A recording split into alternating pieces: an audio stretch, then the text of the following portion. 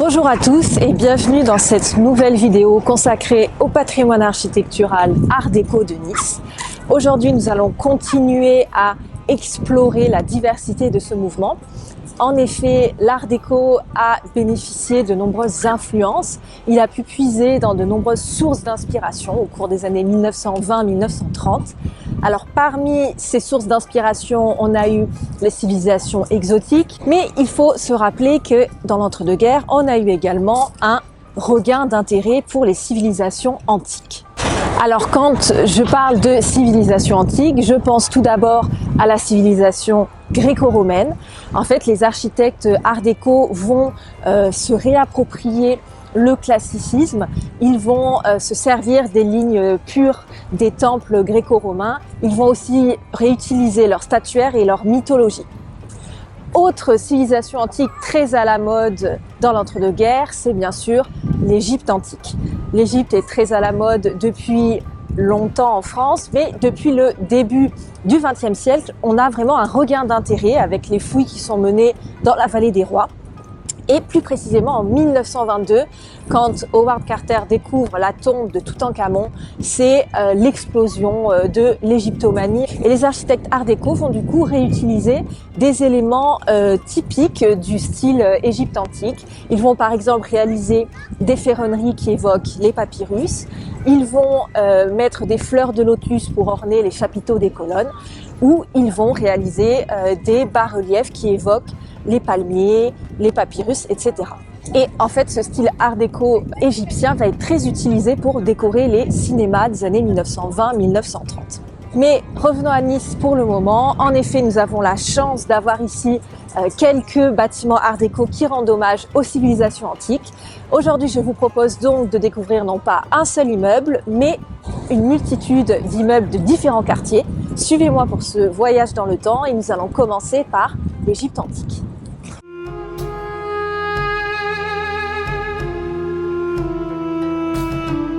Voici notre premier immeuble. Nous sommes au 49 Promenade des Anglais. Il s'agit du Bel Azur, construit en 1934 par l'architecte Ivaldi. Alors vous allez me dire, quand on voit en passant cet immeuble, bon, on n'est pas particulièrement frappé par son originalité. C'est vrai pour la partie supérieure de l'immeuble qui est assez simple. En fait, comme dans beaucoup de bâtiments art déco, tout l'intérêt est concentré dans la partie inférieure, au rez-de-chaussée, plus particulièrement autour des portes d'entrée. Et donc c'est le cas ici, nous avons un très bel hommage à l'Égypte antique. Nous avons bien sûr ce très beau médaillon sculpté en couleur qui représente une reine égyptienne. Alors on peut imaginer que ça peut être Cléopâtre. En dessous, nous avons le nom de l'immeuble qui est dans cette police très particulière avec le U qui fait comme un V, qui donne du coup une petite connotation antique. Bien sûr, derrière moi, ce magnifique travail de ferronnerie au niveau de la porte d'entrée qui évoque des papyrus. Et pour finir, les deux colonnes cannelées qui encadrent cette porte d'entrée. Et on a des jolies décorations sur le sommet de la colonne. On a ce travail de bandelettes de mosaïque dans les couleurs rouge et doré qui évoquent encore une fois l'Égypte antique. Et si on lève encore un petit peu les yeux, on s'aperçoit que les balcons du premier étage font écho à ces deux grandes colonnes de la porte d'entrée. Mais le plus beau se trouve en fait à l'intérieur. Venez, je vous y emmène.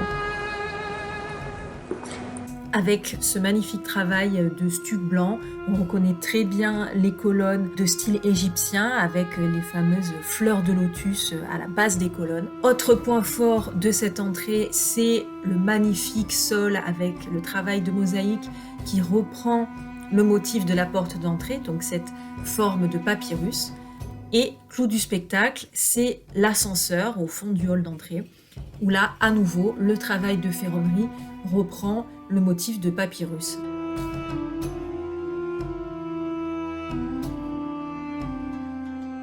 Nous sommes à présent dans le quartier des musiciens. Cette fois, je vous propose de découvrir le Palais Clémenceau, situé au numéro 34 de la rue du même nom. Alors cet immeuble a été construit en 1931 par les architectes Constantin et Cardone.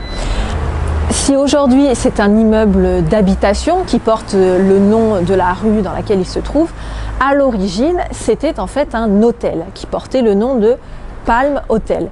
Et quand on voit la façade de l'immeuble, on comprend très bien pourquoi on avait choisi ce nom pour ce bâtiment.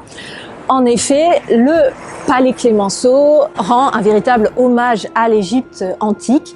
On a cette très belle façade avec ces bas-reliefs dorés qui évoquent tantôt des palmiers, tantôt des bambous, tantôt des papyrus. Et ces bas-reliefs dorés ressortent très très bien avec le fond crème du bâtiment. En plus de ça, on a de très beaux balcons semi-arrondis et qui sont surtout asymétriques, détail particulier. Et sous ces balcons, on remarque les corbeaux. Ce sont ces pièces rondes qui soutiennent le balcon et qui ont été ici réalisées comme s'il s'agissait de chapiteaux de colonnes. Mais l'originalité de ce bâtiment ne s'arrête pas là. En fait, si vous regardez attentivement, vous vous rendrez compte que chaque façade du bâtiment est différente l'une de l'autre. La façade qui est côté rue Clemenceau est différente de la rotonde d'angle qui est différente de la façade rue Gounod. Enfin, détail final, la porte d'entrée où on a à nouveau un travail de ferronnerie très beau qui rappelle les papyrus.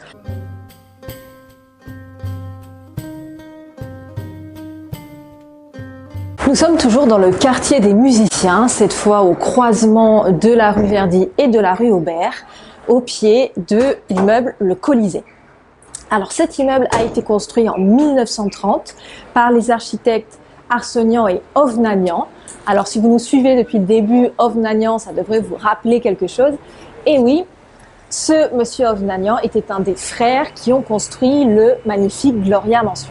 Alors vous allez me dire, à part le nom pour le moment, on voit pas trop le lien avec la civilisation gréco-romaine.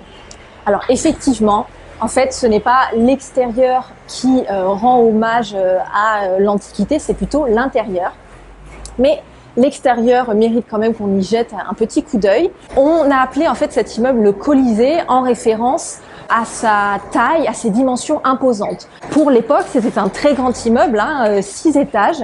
Alors, on a vraiment cette impression de hauteur grâce à l'alternance de segments verticaux qui sont différents les uns des autres. On a tour à tour des segments verticaux un peu traités en oriel, en bow windows. Ensuite, on a des parties verticales avec des balcons arrondis et puis certaines parties qui sont renfoncées dans le bâtiment. Au niveau de la décoration, elle est comme toujours simple pour les façades art déco. On a tout au sommet du bâtiment, c'est ce toit plat qui accueille soit des pergolas en béton, soit des sortes de petits balcons arrondis avec des garde-fous en métal plat qui rappellent style paquebot. Et on a le fronton avec ce soleil gravé dessus. Et enfin, cette figure géométrique qui est omniprésente sur tout le bâtiment, cette sorte de vague à l'effet géométrique. Alors, nous avons parlé de l'extérieur, mais nous allons maintenant entrer et vous allez voir que c'est vraiment à l'intérieur qu'on a cet hommage à l'Empire romain. Alors nous voici dans le spectaculaire hall d'entrée du Colisée. Quand on rentre dans le vestibule, on sent dans un premier temps l'inspiration gréco-romaine, puisqu'on est accueilli par cette très belle fontaine lumineuse, en partie décorée de mosaïques. On a aussi ce très beau sol en granito. Et derrière la fontaine, on peut voir un banc de repos, décoré lui aussi en partie par des mosaïques. Et tout ceci rappelle en fait l'atrium des villas gréco-romaines, où on avait exactement les mêmes éléments. On avait une fontaine souvent dans un petit bassin qui servait à recueillir l'eau de pluie qui tombait directement dans la maison, puisqu'on avait une ouverture pratiquée dans le toit juste au-dessus de ce bassin. Dans ces maisons gréco-romaines, on retrouvait aussi souvent le banc de repos juste derrière la fontaine. Une fois qu'on est dans le vestibule, il faut cette fois lever les yeux pour pouvoir admirer le grand escalier qui nous plonge, lui, dans une ambiance plus américaine. On a un magnifique escalier hélicoïdal, donc qui monte en s'enroulant sur lui-même. Il est conçu sur un plan carré et donc surmonté de la fameuse verrière qui éclaire tout le hall d'entrée. Autre détail, si on regarde les garde-fous du grand escalier, on constate qu'ils sont en ferronnerie de fer plat. Donc on a à nouveau ce petit style paquebot transatlantique de l'entre-deux-guerres. Et autre petite beauté, à chaque étage, en fait, les décorations des portes d'entrée de bois des appartements vont reprendre ce même motif géométrique de la ligne brisée qu'on avait sur la façade extérieure. Et il en est de même pour les grilles d'aération. On a vraiment un sens du détail et de la cohérence très important ici.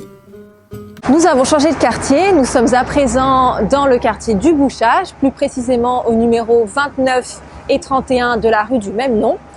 Je vous présente l'immeuble L'Empire, juste derrière moi, qui a été construit à la toute fin de la période Art déco, donc en 1939. L'architecte qui a réalisé ce bâtiment s'appelait Dikansky. Alors cet immeuble, il rend hommage à la Rome antique, à l'Empire romain. Et comme nous l'avons déjà vu précédemment avec par exemple le Palais Belle-Azur, ici toutes les décorations, tout l'intérêt est concentré au niveau du rez-de-chaussée et plus précisément au niveau des deux portes d'entrée. Celle-ci est la porte principale qui est très belle. Là, on a une multitude de petites références à l'Empire romain. Déjà, rien que le nom de l'immeuble, l'Empire. Ensuite, l'aigle doré au sommet de l'oculus, de la fenêtre hublot typique de l'Art déco. L'aigle, vous vous rappelez, qui était le symbole de l'Empire romain. On a aussi ces décorations florales sur les côtés de la porte, les décorations dorées au-dessus de chaque fenêtre de part et d'autre. On a vraiment une grande utilisation de la couleur dorée, et le doré, ça évoque la richesse, la puissance, donc tout ce qu'était l'Empire romain. Le travail de ferronnerie de la porte d'entrée évoque également l'Antiquité, et toute cette profusion de doré en plus ressort extrêmement bien sur cette partie de béton teinté de gris et rehaussé de nacre. Alors cette deuxième porte d'entrée est aussi intéressante, voire même plus que la première. On y retrouve toujours ces éléments qui évoquent la Rome antique. D'abord, on a ces très belles colonnes de béton, et le clou du spectacle, ce sont bien sûr ces bas-reliefs qui représentent diverses scènes de la vie quotidienne à l'époque romaine. On a des scènes de danse, des scènes d'offrande, on retrouve aussi l'aigle romain, un très beau travail de décoration. L'intérieur de l'Empire vaut également le coup d'œil. Le hall d'entrée est très joli, avec tout d'abord ce magnifique travail de marbre au sol. Ensuite, sur les murs, on retrouve des pilastres, donc ces fausses colonnes en stuc collées sur le mur. Ici, on reconnaît très bien le style des colonnes gréco-romaines.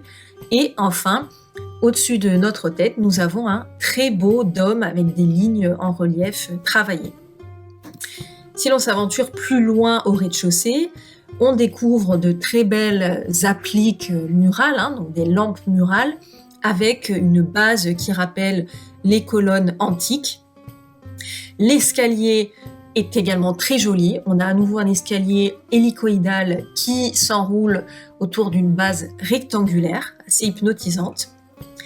Et si l'on grimpe cet escalier, à chaque étage, on se rend compte qu'on est accueilli par des décorations de ferronnerie, alors soit avec des motifs géométriques simples, soit avec ce magnifique travail tout en courbe qui semble évoquer comme des palmes.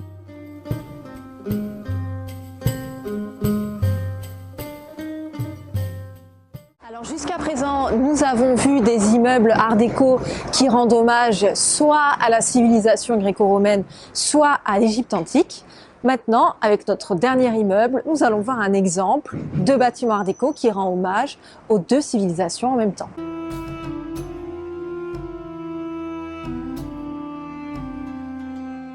Et nous voici arrivés à notre dernier immeuble. Nous nous trouvons juste au-dessus de la gare et de la voie Matisse, au 2 boulevard Tsarevitch, dans le quartier du Piole. L'immeuble que je vais vous présenter s'appelle le Palladium. Il a été construit en 1929 et cet immeuble a une organisation très particulière. En fait, l'ensemble du bâtiment s'organise autour d'une cour centrale carrée et vous avez ensuite un segment vertical principal avec cette espèce de loggia à 2 colonnes. Et de part et d'autre de cette loggia, vous avez des segments verticaux avec un sommet cette fois arrondi. Donc vous en avez 2 de chaque côté de la loggia principale. Mais le clou du spectacle en quelque sorte de cet immeuble, le Palladium, c'est cette très belle statue d'Athéna qui trône en plein centre de la cour centrale. Alors pour rappel, Athéna était la déesse grecque de l'intelligence, de la sagesse, de la stratégie militaire et également des artisans et des artistes. Ici, on la reconnaît très bien avec ses emblèmes traditionnels, le casque, la lance, donc les attributs guerriers, et également de l'autre côté, on retrouve le fameux bouclier orné de la tête de la Méduse. Alors pourquoi est-ce qu'on a cette statue d'Athéna ici? En fait, vous allez comprendre que ça permet d'expliquer le nom de l'immeuble, qui est Palladium. En fait, Athéna, son nom complet, c'est Pallas Athéna. Et ce nom de Pallas Athéna a donné naissance au Palladium. Qu'est-ce que c'était le Palladium? En fait, c'était la statue sacrée de la déesse Athéna qu'on plaçait à l'intérieur du temple où on venait l'honorer. Donc vous comprenez maintenant pourquoi cet immeuble s'appelle le Palladium. En fait, la statue sacrée d'Athéna, la voici, et on peut imaginer que l'immeuble tout autour constitue l'écrin, le temple qui abrite la déesse. Et quand on regarde l'immeuble, effectivement, on a vraiment cette sensation de majesté, de prestige qui évoque un temple. On a vraiment cette impression de hauteur qui est déclenchée par déjà cette espèce de baldaquin impérial qu'on a au centre. En fait, les 2 colonnes très longues et très fines de la loggia renforcent cette impression de hauteur. Mais l'on trouve aussi, comme je vous disais, des éléments qui évoquent plus l'Égypte. Alors pour commencer, nous avons ces colonnes cannelées que l'on trouve au rez-de-chaussée, de part et d'autre de la porte d'entrée. Et ensuite, il faut lever les yeux pour voir les détails suivants. Au niveau des segments verticaux arrondis de style paquebot, vous remarquerez qu'à chaque balcon, nous avons des pilastres, donc ces fausses colonnes plaquées sur le mur, qui ont un chapiteau là aussi qui évoque plus ou moins l'Égypte. Et enfin, montons tout au sommet de l'immeuble. Vous remarquerez que les chapiteaux des 2 longues colonnes du baldaquin impérial sont ornés de fleurs de lotus. De part et d'autre de ces longues colonnes, on a également des petits bas-reliefs qui rappellent l'Égypte antique. Et il en est de même pour les sommets des parties des tourelles arrondies. On retrouve là aussi des bas-reliefs qui évoquent les fleurs de lotus. Alors pour cet immeuble, le hall d'entrée est aussi très intéressant. Alors ce qui frappe en premier bien sûr, ce sont les 2 magnifiques paires de colonnes, imitation marbre noir, avec ces chapiteaux très originaux. Au pied de ces colonnes, on a 2 vases arrondis très massifs. Enfin au sol, on a un très beau travail à la fois de granito et aussi de mosaïque, avec ces formes géométriques noires et blanches, triangulaires, simples, typiques de l'art déco. Merci à vous d'avoir regardé cette vidéo. J'espère que ce petit voyage dans l'Antiquité vous aura plu. Comme d'habitude, n'hésitez pas à liker, commenter et partager cette vidéo. Dites-moi en commentaire quels immeubles vous avez préférés de toute la panoplie que nous avons montrée aujourd'hui. Si vous voulez être sûr de ne manquer aucune de nos prochaines vidéos, n'hésitez pas à liker nos pages Facebook, Vue pas vue et Secret de quartier, ou vous pouvez aussi vous abonner à notre chaîne YouTube. À très vite!